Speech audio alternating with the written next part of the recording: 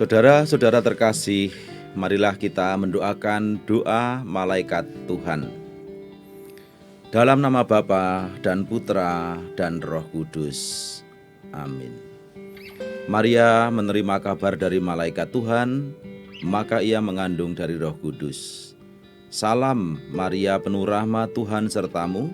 Terpujilah engkau di antara wanita dan terpujilah buah tubuhmu Yesus. Santa Maria Bunda Allah, doakanlah kami yang berdosa ini sekarang dan waktu kami mati. Amin. Aku ini hamba Tuhan, terjadilah padaku menurut perkataanmu. Salam Maria, penuh rahmat, Tuhan sertamu. Terpujilah engkau di antara wanita dan terpujilah buah tubuhmu Yesus.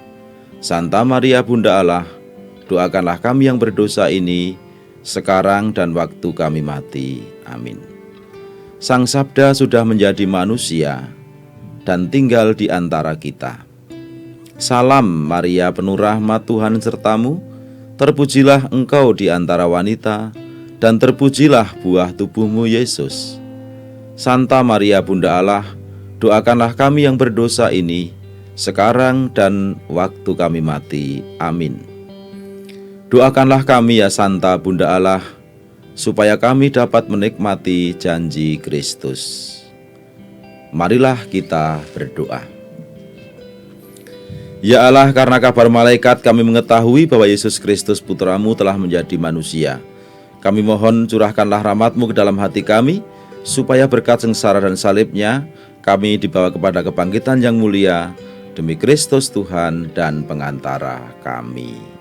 Amin. Dalam nama Bapa dan Putra dan Roh Kudus. Amin. Tuhan bersamamu dan bersama rohmu. Inilah Injil suci menurut Markus. Pada suatu hari, murid-murid Yesus lupa membawa roti. Hanya sebuah roti saja yang ada pada mereka dalam perahu.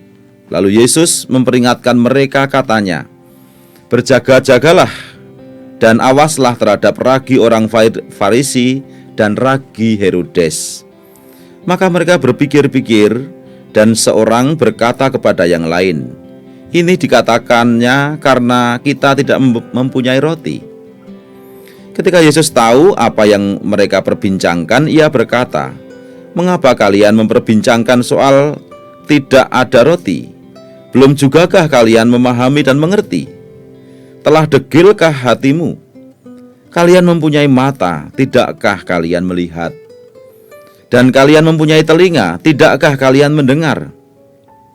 Sudah lupakah kalian waktu aku memecah-mecah 5 roti untuk 5.000 orang itu?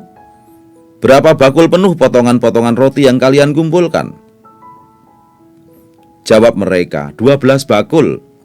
"Dan pada waktu 7 roti untuk 4.000 orang itu, berapa bakul penuh potongan-potongan roti yang kalian kumpulkan?" Jawab mereka, 7 bakul. Lalu kata Yesus kepada mereka, "Masihkah kalian belum mengerti?" Demikianlah sabda Tuhan. Masih terkait dengan orang Farisi, kita belajar dari sabda Yesus pada hari ini. Injil Markus bab 8 ayat 14 sampai 21. Tanggapan para murid ketika Yesus bertanya, "Berjaga-jaga dan awaslah terhadap ragi orang Farisi dan ragi orang Herodes." Para murid kemudian memiliki pikiran-pikiran yang kesana kemari. Lalu karena ada pengalaman sebelumnya, mereka mengira bahwa mereka disindir oleh Yesus soal mereka tidak membawa roti itu. Dan sungguh ini sesuatu yang tidak dikehendaki oleh Yesus sendiri. Dan itu terjadi dalam diri kita seringkali. Karena kita itu seringkali hidup atau bertindak dengan prasangka-prasangka, dengan perandaian-perandaian, yang sebetulnya itu seringkali tidak demikian maksudnya. Pikiran kita penuh dengan aneka macam sangkaan-sangkaan, Pikiran kita penuh dengan macam-macam hal yang ada di dalam diri kita sesuai dengan pengalaman kita masing-masing. Tetapi sabda Allah itu sebetulnya setiap hari baru. Mungkin kita sudah mendengar sabda itu sekian waktu lamanya, tetapi setiap kali kita mau mendengarkan dengan kunci kita mau berserah dan percaya kepada Tuhan, maka sabda Allah itu akan selalu baru. Dan kita dipanggil untuk tidak kemudian menempatkan prasangka-prasangka kita, perandaian-perandaian kita untuk memahami peristiwa yang akan datang, untuk memahami sabda yang akan datang.